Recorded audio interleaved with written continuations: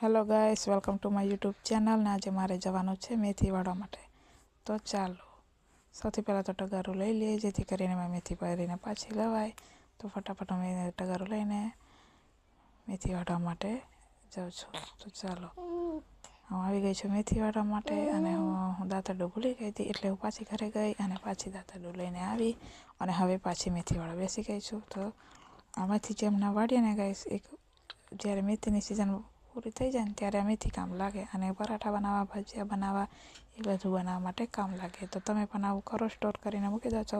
Comment કરીને જરૂરથી જણાવજો.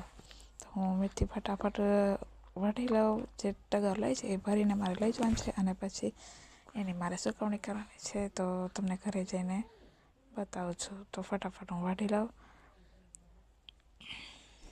વાળું છું જો ગાઈસ, આમ વાઢી લેવાય ને રોજ સેટ પણ લઈ જાય છે. તો આજે અમે પણ વાઢી લઈએ અને સુકવણી કરી લઈએ, એવું અમારી સેટાની અમને શીખવાડ્યું છે. તો અમે પણ હું તમને વિડીયોમાં જણાવું છું. તો મારે મેથી વઢાઈ ગઈ છે અને ટગારું ભરી દીધું છે. પાછી જાઉં છું હું વાળીએ.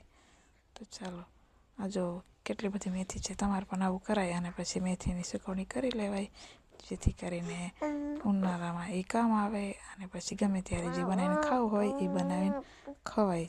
તો હું જાઉં છું પાછી વાડીએ. હવે હું વાડી પહોંચી ગઈ છું, અને આ જો હું ખાટલામાંથી બેસી ગઈ છું, જેથી કરીને ધૂળ આવે નહીં અને મેથી સારી રીતે કપાય.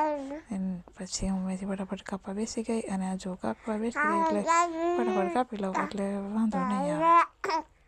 અને જો કેટલી બધી મેથી છે, કાપતા તો વાર લાગે ને, એટલે થોડીક વાર લાગી પણ કાપી નાખી છે મેથી. હવે એની સુકવણી કરવાનું છે. તો આ છેલ્લી જે છે એ બાકી છે હતી એ કાપી લીધી. અને ચપ્પુ એટલું બધું ધારદાર છે ને કે મારા અંગૂઠામાં છાલા પડી ગયા છે. તો ફટાફટ કાપી લઉં ચલો. અને હવે એની સુકવણી કરવાની છે. તો ચાલો, સુકવણી પણ કેવી રીતે કરે તમને બતાવો. પહેલી કાપી લીધી ઝીણી ઝીણી. હવે ખાટલામાંથી પાથરી દીધી, અને પછી એને સુકવણી કરવાની છે. તો આખો દિવસ સુકાશે, એટલે સુકાઈ જાય પછી સ્ટોર કરી લેવાય. અને તમારે ગમે ત્યારે જે બનાવીને ખાવું હોય એમાં આ મેથી નાખાય. કમેન્ટ કરીને જરૂરથી જણાવજો કે આ મેથીને શું